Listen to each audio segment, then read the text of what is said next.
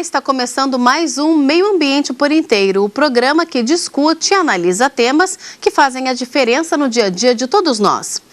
Todos os dias, milhares de toneladas de lixo são depositadas em lugares impróprios, acumuladas em lixões que causam problemas ambientais, sociais e econômicos para as cidades. Para acabar com o manejo inadequado de resíduos sólidos, o governo instituiu uma política nacional que prevê a não geração, a redução, a reutilização e o tratamento de resíduos, assim como a disposição final ambientalmente adequada dos rejeitos, ou seja, daquilo que não pode ser reciclado ou reutilizado. Para falar sobre a Política Nacional de Resíduos Sólidos, eu recebo aqui no estúdio a diretora de Ambiente Urbano do Ministério do Meio Ambiente, Zilda Veloso. Olá, Zilda, bem-vinda ao programa. Olá. Também está conosco a promotora do Ministério Público do Distrito Federal e Territórios, Marta Eliana de Oliveira. Olá, Marta, também é um prazer tê-la conosco. Prazer. Antes de darmos início à nossa conversa, vamos ver que o lixo produzido em larga escala, a destinação incorreta dos dejetos e o descaso com os lixões espalhados pelo país representam um risco não só ao meio ambiente, mas à saúde da população. Diante desse cenário, o que vem sendo feito para amenizar os problemas causados pelo descarte ilegal de resíduos sólidos? Até 400 anos. Esse é o tempo que esta simples sacola plástica voando para lá e para cá leva para se decompor na natureza. Agora imagine toda essa montoeira de lixo, quanto tempo levaria? O que muita gente não sabe é que um simples papelzinho de balinha jogado no chão pode demorar de 1 a 5 anos para se decompor e os problemas de contaminação ambiental gerados pelos lixos deixados nas ruas não param por aí. Para chegar até aqui, toda essa sujeira percorre um longo caminho. Tudo começa com este gesto. Infelizmente, ainda é comum encontrar quem jogue lixo no chão. Às vezes sim. É um descuido, às vezes a gente acaba jogando. E assim ele vai se acumulando. Um montinho aqui, outro ali. Trabalho dobrado para essa turma aí. A maior parte do que é recolhido não tem destinação correta e quem paga é o meio ambiente. Muitos lixões espalhados pelo país não estão adequados. O solo não é preparado para receber o lixo. O sistema de tratamento dos dejetos também não funciona de maneira correta. Um prato cheio para os urubus. Quase 3 toneladas de lixo são recolhidas diariamente na capital federal. Todos esses resíduos são despejados aqui no lixão da Estrutural, que fica a 15 quilômetros do centro de Brasília. Em pleno funcionamento, o lixão, que tem uma área correspondente a 180 campos de futebol, fica próximo ao Parque Nacional de Brasília, de onde vem a água que abastece mais de 500 mil pessoas. É lixo demais aqui, é lixo que dá para trabalhar o resto da vida inteira aqui. O governo do DF já iniciou o processo de desativação do lixão. Foi o que já aconteceu com o lixão de Gramacho na Baixada Fluminense. Por muito tempo foi considerado o maior da América Latina. Depois de muitas ações na justiça, o local foi desativado pelo governo do Rio de Janeiro.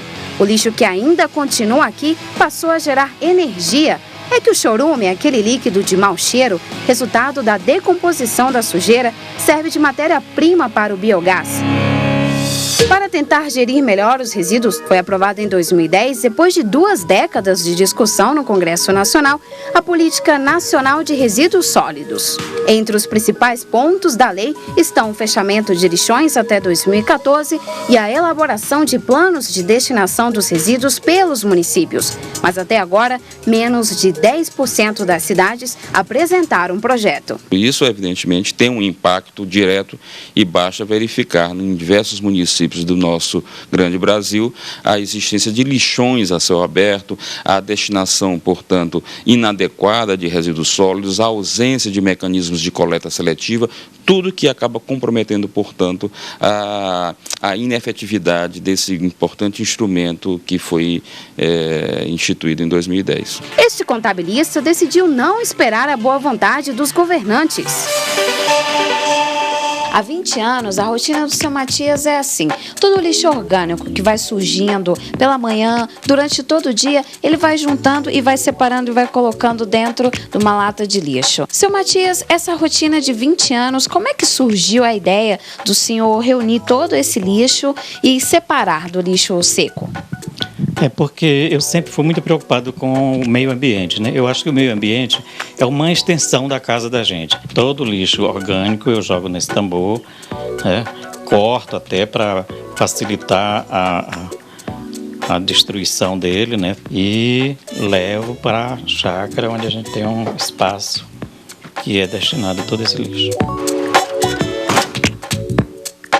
E depois de atravessar 16 quilômetros, o lixo orgânico produzido lá na casa do seu Matias vem aqui para a chácara da família. E agora, seu Matias, o que acontece com esse lixo? Acontece que eu levo ele para um buraco e lá eu jogo folhas de manga, folhas de capim, outra coisa qualquer para evitar a mosca, né? E ele vira adubo. Saber onde descartar e o que fazer com o lixo produzido por nós mesmos.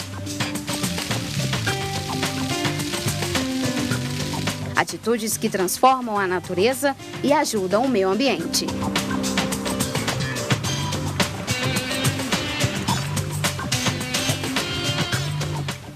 Zilda, a Política Nacional de Resíduos Sólidos vai acabar com esse problema todo dessa destinação incorreta do lixo?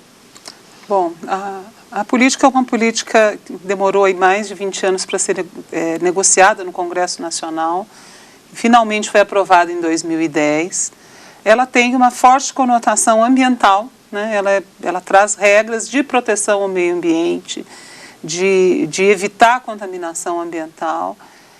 E ela pode, desde que tenhamos a oportunidade de fazer tudo que está previsto nela, contribuir para a redução do impacto que hoje os resíduos causam no meio ambiente. Você acredita que essa promessa de que os lixões devem ser todos fechados até 2014, ela é possível de ser cumprida? É um prazo muito audacioso. Eu diria que nós temos enfrentado algumas dificuldades de cumpri-la, mas estamos trabalhando firmemente para que ela possa ser cumprida. Não se trata de simplesmente uma regra que está na política, mas é uma questão de preservação ambiental, de evitar que os lixões que aí estão hoje continuem gerando poluição desmedidamente pelo país afora. Marta, esse exemplo que nós vimos do seu Matias, não é o que todos nós deveríamos implementar no nosso dia a dia, porque isso ajudaria a Política Nacional de Resíduos Sólidos a chegar finalmente ao seu objetivo, que seria acabar com os lixões, não é? A situação do Matias é típica do consumidor, né? Da pessoa que produz lixo domiciliar. Então, as pessoas na sua casa sempre podem tomar a medida de separar o lixo seco do molhado. Alguns lugares aqui no Distrito Federal, por exemplo, existe já uma coleta seletiva, embora incipiente, mas já existe. E, de qualquer forma, a separação ajuda o trabalho dos catadores. Além disso, nós podemos contribuir como cidadãos também levando produtos para ser devolvido ao fabricante. Depois do ciclo de vida útil para o consumidor, ele deve ser devolvido para reutilização ou para destinação final adequada para o fabricante. A gente viu na matéria que poucas cidades apresentaram esses planos para a destinação correta de resíduos sólidos. Como é que o governo vem acompanhando tudo isso? Os planos são outra inovação da lei. Ela fala em planos de gestão integrada de resíduos pelos municípios, na possibilidade dos consórcios de municípios terem soluções integradas para os seus resíduos, planos estaduais e plano nacional. O prazo da lei havia para o Plano Nacional, ele foi concluído. Hoje, para os municípios financiarem os seus equipamentos, ou seja, fazer a substituição do lixão pelo aterro e de outros equipamentos necessários para apoiar a coleta seletiva, eles, se precisarem de recursos federais, recursos financeiros federais, vão ter que ter o plano. Então, o plano é o ponto de partida para todas as ações. E o plano é muito importante, ele não só materializa o que aquela prefeitura quer fazer para resolver o seu problema do lixo, como ele traz também viabilidades econômica e financeira, de manutenção de determinada proposta de tratamento. Nós temos um número muito ingrato. O governo federal, nos últimos 20 anos, apoiou a construção de mais de 900 aterros sanitários pelo país afora. Mais do que isso até, mas aproximadamente 900 aterros sanitários voltaram a ser lixões. Então, a avaliação que a gente faz hoje no governo federal é de que esse número ruim foi gerado por falta de despreparo dos governos locais em assumir a proposta de tratamento que levou à construção daquele equipamento, daquela obra, e também por falta de recursos técnicos para poder manter, porque a finalidade não é só retirar o lixão e construir um aterro, mas sim promover o gerenciamento adequado. Como a doutora Marta mesmo falou, que envolve a sociedade inteira, desde o consumidor até o serviço público.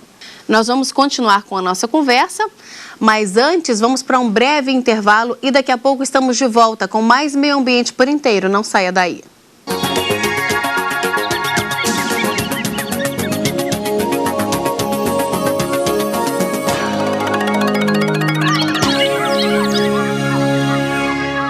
Estamos de volta com o Meio Ambiente por Inteiro, que hoje fala sobre a Política Nacional de Resíduos Sólidos.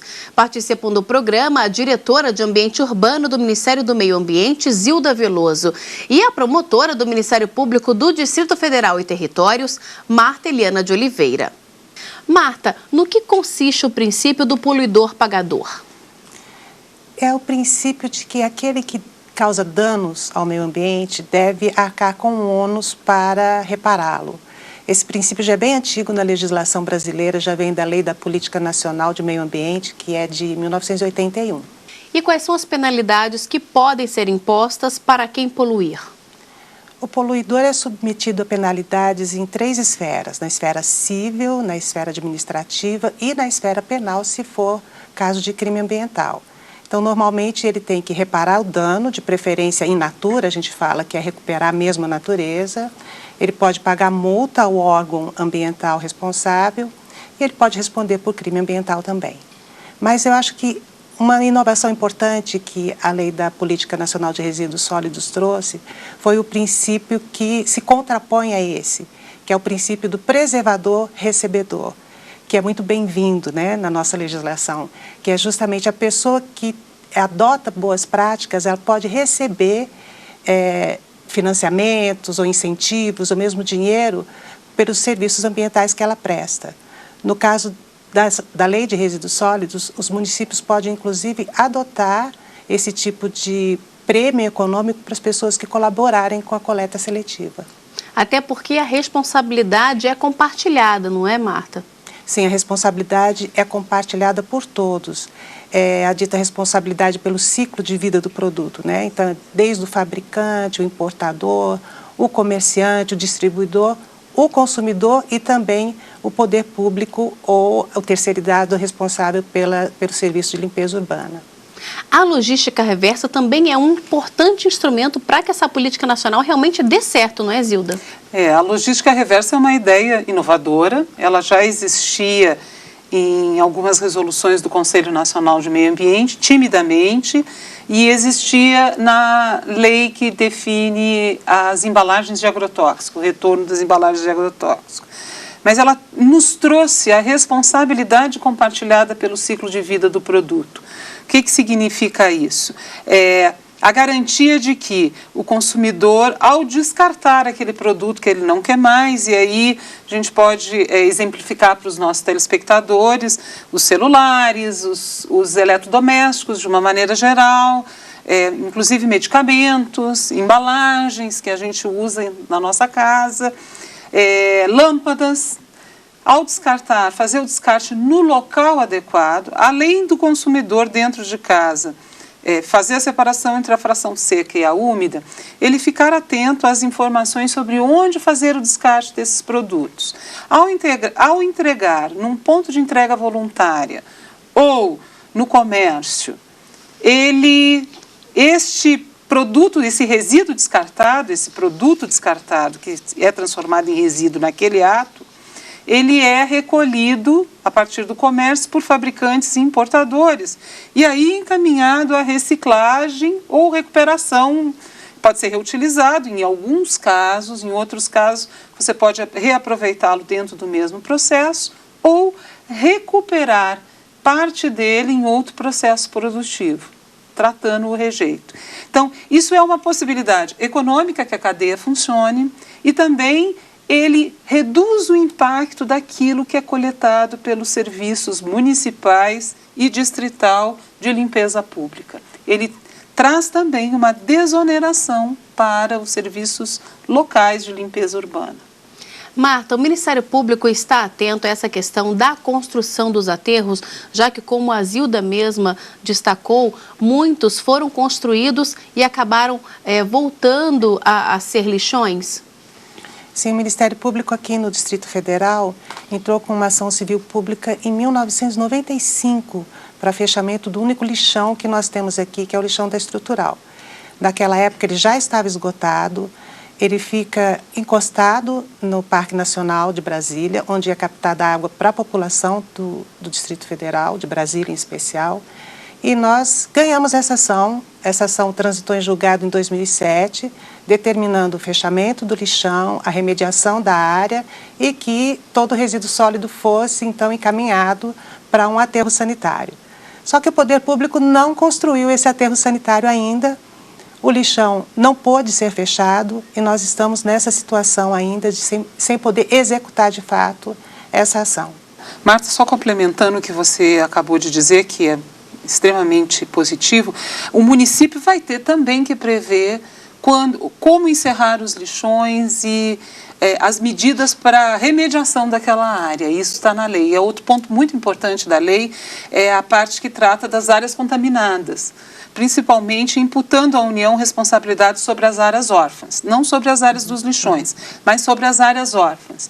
Isso é uma coisa inovadora, né? E traz junto aquela nossa preocupação com os resíduos perigosos, os resíduos que estão aí contaminando.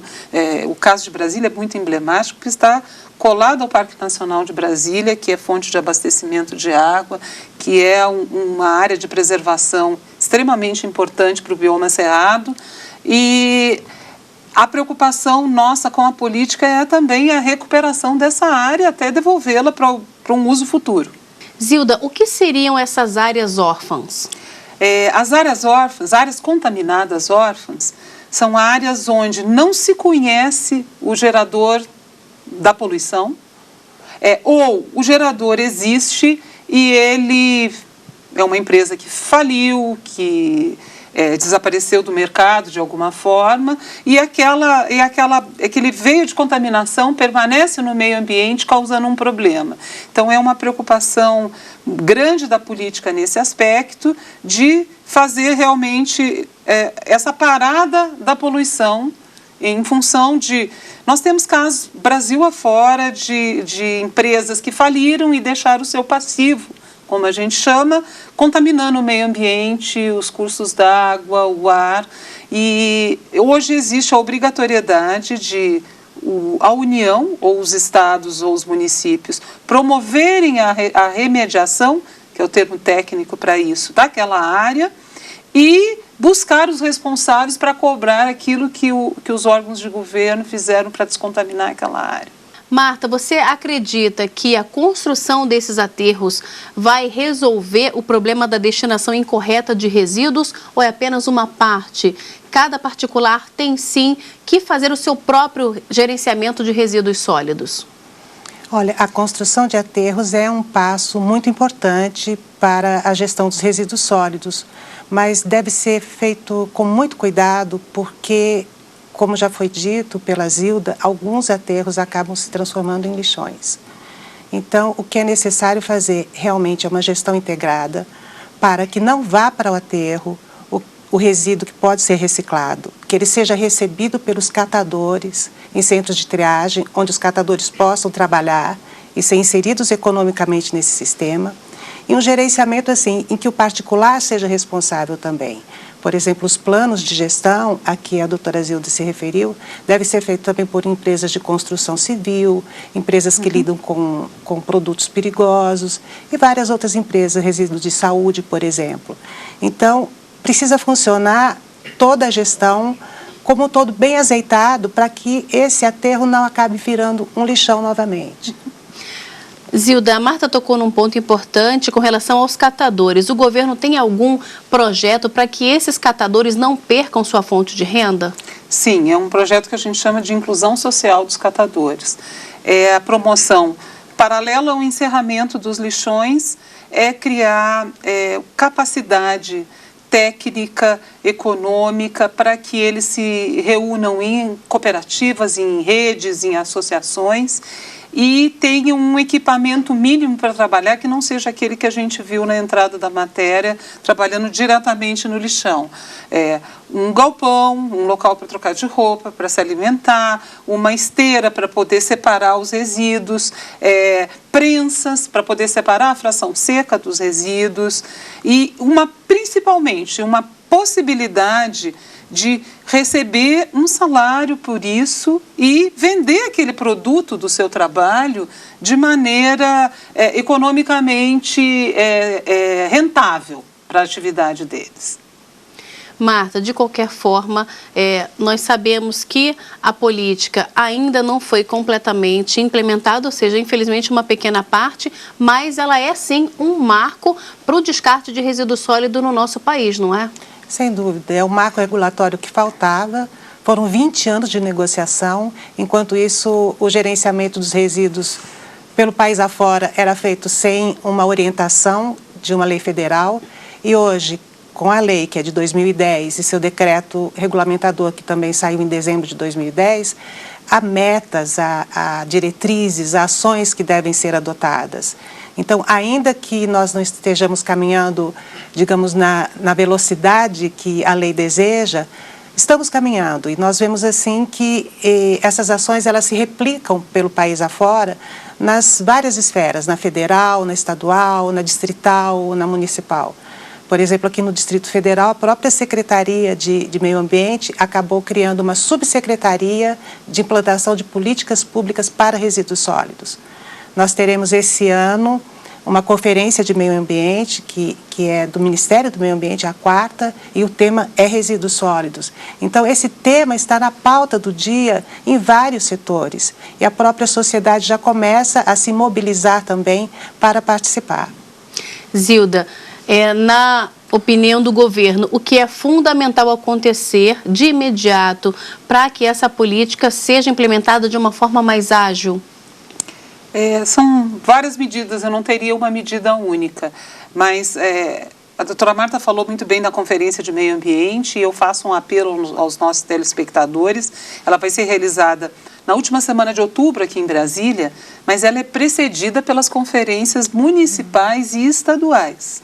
Então, assim, busque se informar no seu estado sobre a data de realização da conferência estadual ou das conferências locais, alguns municípios estão promovendo, porque essas questões relacionadas à implementação da política estarão lá sendo discutidas e nós vamos gostar muito de ouvir as sugestões para a implementação de pontos que ainda não foram tocados. Mas é uma política que nos pareceu muito completa, ela tem o grande desafio de poder agregar as 3 instâncias de governo, municipal, estadual e federal. E dentro da própria política, o cidadão também tem um papel muito importante na separação. Eu costumo dizer que se o consumidor não fizer a separação e o descarte adequado, nada vai funcionar. Então, assim, o papel do cidadão, do consumidor, é importantíssimo para a implementação da política. Muito obrigada pela presença de vocês aqui no nosso programa. Nós é que agradecemos. E nós ficamos por aqui, mas na semana que vem a gente volta a se encontrar em mais um Meio Ambiente por Inteiro. Se você quiser enviar alguma sugestão para o programa, anote o nosso endereço, meioambienteporinteiro@stf.jus.br. Obrigada pela sua companhia e até o próximo programa. Tchau.